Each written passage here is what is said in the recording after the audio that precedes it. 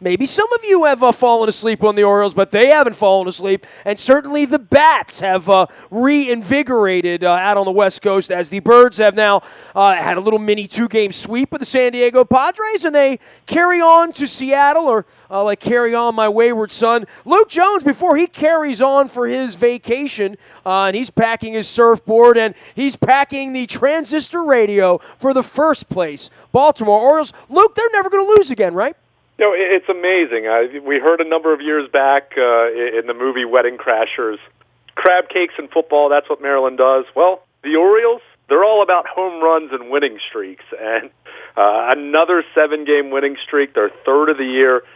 They lead the world and lead the planet in home runs, and you know, they only got one home run on Wednesday. Maybe that was the most surprising factor, the fact that they scored 12 runs and only one home run. And they had a home run stolen in the series. I mean, absolutely stolen, right? They did. But I mean, it's remarkable watching this team swing the bats right now, and you know, they got a solid start by Yovani Gallardo. That was spoiled a little bit by giving up a 3-run homer in the 6th, but he had taken a 1-hit shutout into the 6th inning. But the story of the day, third straight game the Orioles scored at least 11 times. They put up 5 runs in the 9th inning to eliminate any lingering doubt. Once again, some sloppy mop-up duty from some of the lesser guys in the Orioles bullpen. So I don't think a concern as much as more an annoyance more than anything else. But hey, 17 games above 500. They gain another game. They increase their lead by another game in the AL East, with Boston having lost against Tampa Bay. And they go to Seattle now against the Mariners team that was playing really good baseball earlier in the year, hasn't been playing nearly as well of late, and we'll see how that plays out. But at 47-30, 610 winning percentage, 77 games into this, life is good. Even if this team isn't perfect, and we've talked about the pitching, we'll continue to talk about the pitching. They will not be perfect. This will not be a perfect team. There's not, it's just even the bullpen. On Wednesday now we start to shudder a little bit, but by and large, I can't argue with first place ever, right? I mean, this is kind of crazy, quite frankly, because I don't think any of us saw this coming in the offseason. Well, and I think, for people who were trying to spell out scenarios for how the Orioles would do it, I mean, I never thought that it was impossible for them to contend in this division. I just thought their starting pitching was going to be a major challenge, but even though the starting pitching still hasn't been as good as I think it needs to be for the long haul, they've been so exceptional with their offense. And, the last couple nights, hiccups with guys like Oliver Drake aside, excellent. And they've played excellent infield defense. And, and it's not just hitting home runs with their offense kind of across the board as far as drawing some more walks, better approaches at the plate. It's been outstanding. So when you have other areas of the game that, for lack of a better term, that are elite, then you can maybe survive at least stretches where your starting pitching isn't very good. But, the thing about this series against San Diego, and keep in mind, the Padres this month, they haven't swung it quite like the Orioles, don't get me wrong, but they've actually been scoring some runs, and it was encouraging to see Ubaldo Jimenez be okay on Tuesday night. It was encouraging to see Yovani Gallardo probably have the best stuff that he's had in a Baltimore Orioles uniform. Again, gives up the home run. That's a low bar, by the way. I just want to point that out. But I agree with you 100%. Yeah. I mean, it is a low bar. There's no doubt about it. But I've said this before, and I'll say it until I'm blue in the face. The bar doesn't have to be that high for the starting pitching for this team to get where it wants to go. So it was nice to see that. Again, as you mentioned, the bullpen in mop-up duty, annoying. Oliver Drake's clearly not a guy that they're going to be counting on long-term to fill a meaningful role, but you'd like to see him. You'd like to see T.J. McFarland not force them to get someone else up in the bullpen when you're talking about a mop-up duty. So that was annoying. I don't know if it's something that I would let it ruin the last couple of days as far as the mojo by any means, but overall, feel really, really good about the start to this road trip, and we talked about it. The one question about this team, beyond just talking about the starting pitching, is how will they play on the road? And they entered this road trip at 14-17, not disastrous, but certainly not very good.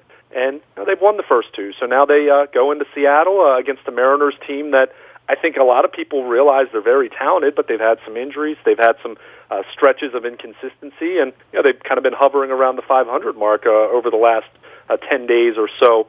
But it'll be a challenge, and then they'll go to take on the Dodgers after that. So a nice way to start this road trip. And at some point these bats are going to cool off a little bit, but I don't know when. They've been that good as they tied the major league record for home runs in June by a team with Mark Trumbo hitting number 23, which eclipses his total from last season. Insane. I looked it up. In 217 fewer plate appearances. Again, this guy had power with the Angels way back when, had 3 straight years of 29 or more home runs. So it's not a shock to see him hitting home runs, but it is surprising to see him not just get his career back on track after the last couple of years with some injuries and not playing very well, but better than he ever was with the Angels.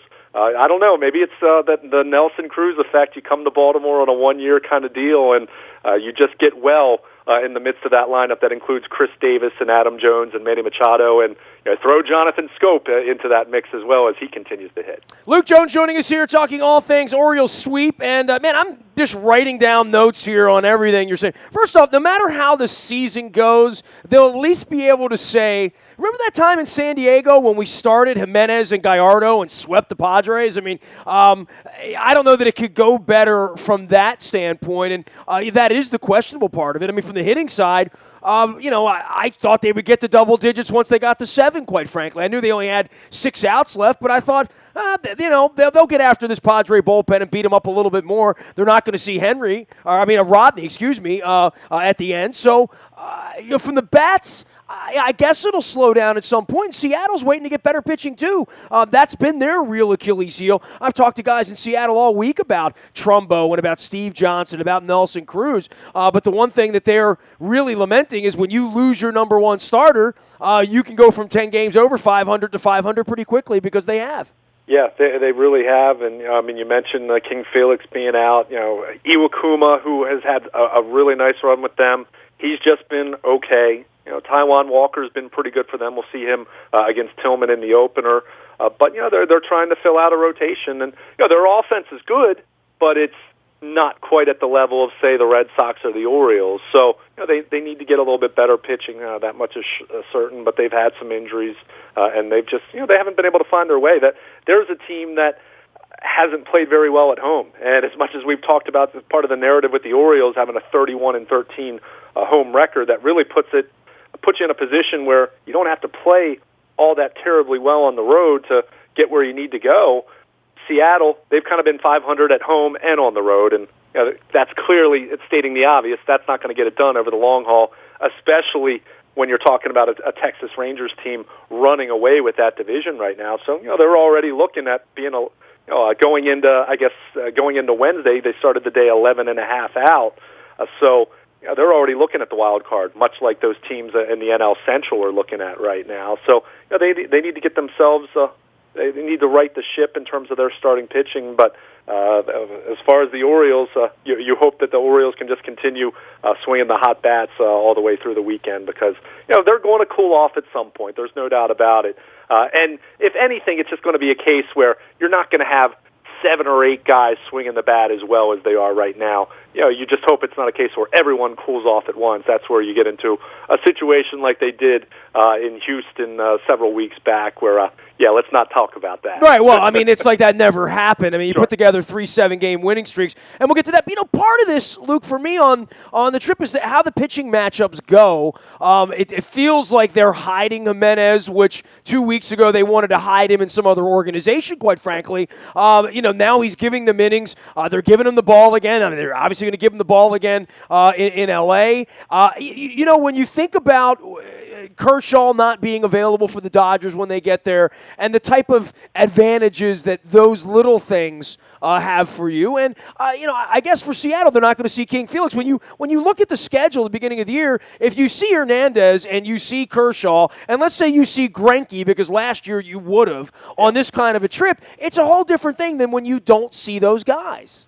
It really is, and it kind of reminds you of you need to have some good fortune. Right, luck. I mean, you do. That's the four-letter word. You can be the best team in any sport, and you'll find some moment. I mean, look at the Ravens in 2012. I mean, they weren't the best team, but they were the best team in the postseason, and they got some bounces to go their way. They got good pitching when they needed it, right? Yeah, right. I mean, it's just it comes down to timing and some good fortune along the way as well, and that can be the difference between winning a division and maybe just having to settle for being in the wild card race. And I don't mean that as a disparaging thing. You need to have some good fortune along the way. I mean, you need to find some guys that are going to maybe come out of nowhere and give you some big-time production. I mean, we saw this with Steve Pearce 2 years ago. We saw this with Caleb Joseph filling in admirably in place of Matt Wieters. I saw with Taylor Teagarden getting game-winning hits, and Ryan Flaherty get. Anytime a guy gets a pie in the face and you're not sure who the guy is, over the last couple of years, that there's been a lot of that. I mean, there have been a lot of unlikely guys getting the pie in the face. It really has, and even go to Wednesday's example. I mean, did the Orioles need it to happen? Probably not, but look at the call with Chris Davis on the dribbler down the line where, clearly, I mean, we know how Green thought about it as he lost his mind, the Padres manager, gets tossed. But last-place managers lose their mind a lot, don't they? Well, sure. Well, and maybe a day game in San Diego, maybe he was thinking he'd head to the beach a little bit early, but those types of things. I mean, you get some calls that go your way, and I mean that one was certainly up for debate. But we've seen some. The ball bounces a certain way. And part of that was you throw the ball in the right direction. You can make that play. Right. The Padres haven't made plays, and quite frankly, the Orioles have turned a bunch of double plays, which have bailed them. I mean, fortune goes two ways, but when you play good defense, good things tend to happen. When you take outs away, good things tend to happen. And, I mean, the Padres had some good defense in the series, but they also, at key moments when they were in these ball games, they let the games get away. No doubt about it. And we talked about some of the base running mistakes they made early against Jimenez, where they really bailed him out before, when that game was still close. I mean, keep in mind, that was a close game until the middle innings. And, it's funny, but, I mean, not to get off on too far off on a tangent here, but... go ahead. You're going on vacation. Do whatever you want to do. But it's amazing to me, I guess not amazing, but just interesting to see how of late, and we've seen the Orioles do really well in the late innings and do a nice job against other teams' bullpens this year, and they've had all these comeback wins. But, specifically, these two games, it kind of sticks out how the Orioles didn't do a whole lot offensively in the first few innings. And what's something we always heard about it as far as a critique of this Orioles offense with, having free swingers, aggressive hitters, you always heard what? Guys never make adjustments. Well, take a look, to borrow a couple of the names. But Friedrich's, he's a major leaguer. The other guy on Tuesday night, I don't know. Right. I always vacillate on this, and that's sort of, you're talking about John Harbaugh's like below the bar. I see a lot of major league pitching that ain't major league pitching, including this Oliver Drake character, right? I mean, sure.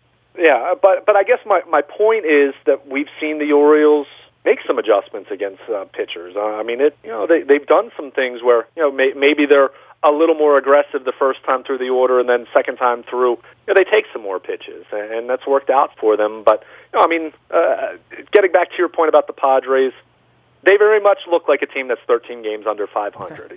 They have a few talented players here and there. Will Myers is someone that I think you'd clearly like to have on your team as far as his ability to swing the bat. They have some other guys who have been successful major leaguers in the past. Melvin Upton isn't what he was, but in Tampa Bay, he was better as B.J. Upton, I think. Yeah, right. He was better as B.J. Upton. Matt Kemp, we know what he's been through the last couple of years from a health standpoint. That's really derailed him from being an MVP kind of player to kind of just being a guy at this point, a very overpriced just a guy.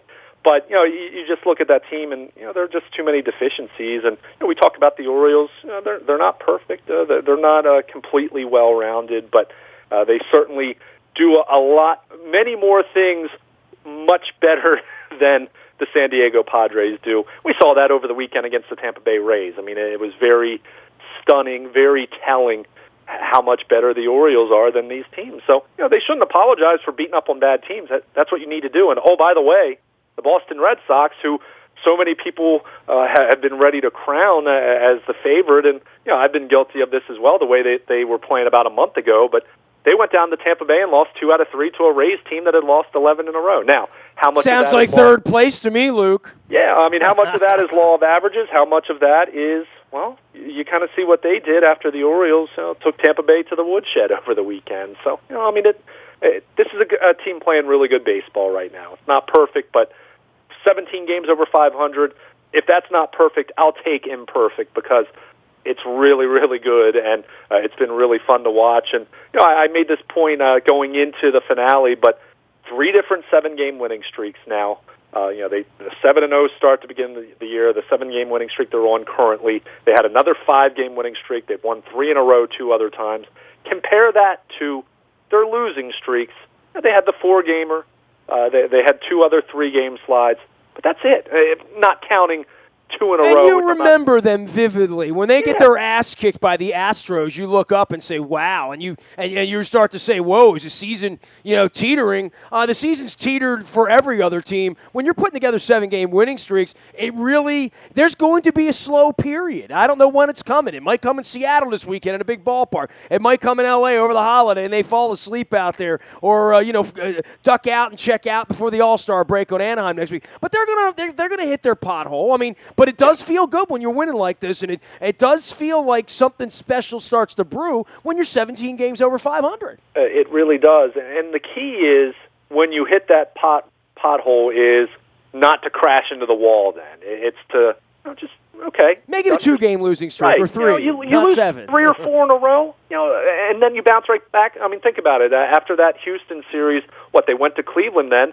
And they took 2 out of 3, which at the time didn't look all that impressive. But you see what Cleveland hasn't lost since. I mean, the Indians right now are the hottest team in baseball. You know what? You remember when the Chiefs went undefeated after the Royals won? Yeah. The Indians have gone undefeated since the Cavaliers won. The Cavs. It's incredible, really is a great story, right? Isn't it? But just getting back to my point though, the Orioles, instead of making that a stretch, remember last year in late August they lost 12 of 13, and that ended really any legitimate chance they had of trying to secure a wild card or anything like that. I mean, they kind of, sort of hung around a little bit over the final few weeks, but they never recovered from that.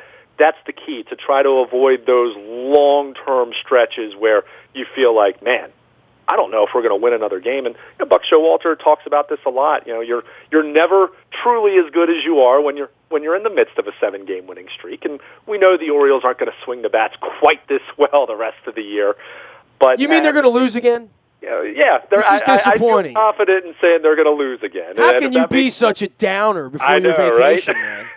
But at the same time, when they do lose again, I think that this team has built up enough good vibes that you feel good that, hey, they might lose a couple. They're going to stumble. I mean, that's just the reality of a 6-month, 162-game season. But just minimize the damage, and they've been able to do that. And you just look at their collection of winning streaks compared to just a few losing streaks, and that's where you come up for water and you see yourself 17 games above 500. And it's amazing.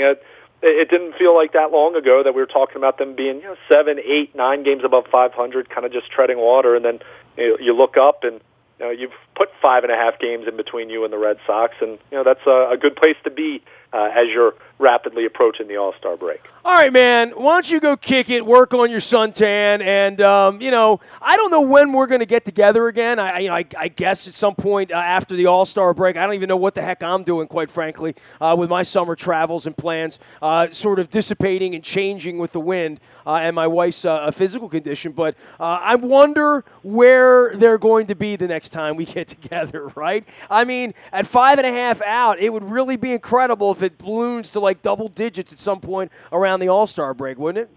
It would. It's trending that way. It really is. I mean, I'm starting to believe, quite frankly, the Red Sox stink and the Blue Jays aren't far behind that. I really am. I don't think it's the Orioles are so great. I don't think those other teams are capable of winning 7 games in a row 3 times. Well, I think the Orioles deserve plenty of credit, but I am starting to wonder about some of these other teams' fatal flaws. And look, at some point, the starting pitching, the Orioles, once the bat's cool, at some point, inevitably, that's when the starting pitching, you hope, will pick up a little bit. Because if not, then they'll really be hurting. But, if they get decent starting pitching at all, I think this team, maybe they don't run away with it, but you certainly have to like them as the odds-on favorite at this point, and a lot of it just has to do with the math. This team has stacked 47 wins in their first 77 games. No matter what happens the rest of the way in terms of injuries, slumps, anything of that nature, trades made by any teams in the division, those 47 wins are stacked, and they're not going anywhere, and it just creates a scenario where this team plays one game over 500 the rest of the year, and I'm just using that as an example. They're a 90-win team. I think most people would say 90 wins, sign me up for that. I like my chances, if not to win the division, certainly as a wild card, based on what we've seen the last few years in the American League. So, you put in all that work, and you just leave yourself a little bit less to have to deal with as the year goes on. Doesn't mean you take the foot off the gas, but it does put you in a position where you have a little bit of a safety net if you run into a little bit of trouble here over the next few weeks. All right, look, man, feel free to tweet out pictures of pretty girls, ice cream cones, sandals, beach, things you see at the beach, drinks you're drinking at the beach, that sort of thing. But leave Luke alone for the next 10 days. I'm not even going to give your email. Pretend I didn't say Baltimore Luke on Twitter. Hey, man, go have yourself a good time. We'll hold down the homestead around here as the Birds head out to Seattle and to L.A. Have a great 4th with your family, and we'll check in again soon, man. Thanks a lot. You have a good holiday as well. And, hey, when I get back, we'll be closer to Ravens training camp kicking off, and we'll see if the Orioles have increased their lead. There's no Ravens training camp when the Orioles are in first place here, Luke. It's an orange summer is what we're doing. I canceled my vacation to stay here with the Orioles. I will be the first to say I will not wish my summer away, certainly when you have a first-place baseball team. Training camp will be here before we know it. No need to wish away the summer. How about that? Okay, you go have a good time and get some popcorn and, I don't know, do things that make you happy. That's what we should all be doing. Have fun, man. Thanks a lot, man. There he goes, Luke Jones, Baltimore Luke on Twitter, Luke at WNST.net. But leave him the hell alone while he, goes off to the beach and does his thing. He's on vacation. I'm stuck here, stuck in the middle with you. I'll be hanging out. You can always email me, nasty at WNST.net. We'll have full holiday programming here, and I am planning my epic WNST Rock Week, the week of July 11th, so you'll definitely want to check that out. You can also follow me out on Facebook, Twitter, LinkedIn, Instagram, Snapchat, anywhere the internet is sold. We are WNST.net, AM 1570 and WNST Towson, Baltimore, and we never stop talking Baltimore sports.